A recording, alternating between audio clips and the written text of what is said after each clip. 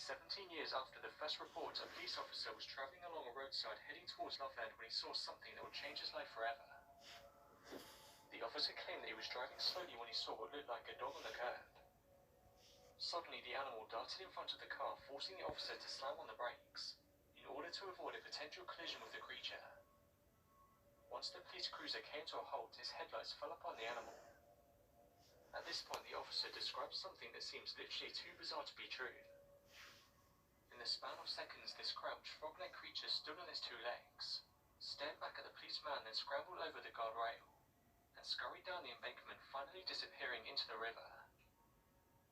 The officer in question described the creature as being 3 to 4 feet tall and weighing in the area of 50 to 75 pounds. He also claimed that its skin had a leathery texture and that the animal's features resembled those of a frog or lizard. Another officer investigated the scene later that evening.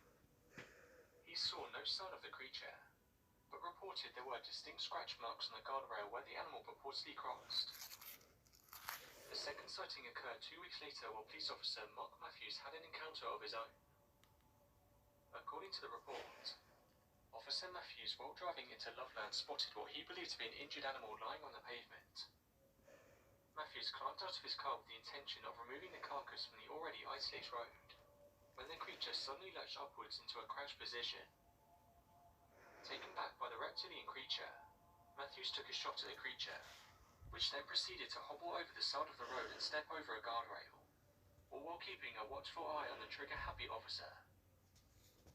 Matthew's frogman matched the first officer's description down to the last detail, with the exception of a tail which was absent in earlier reports.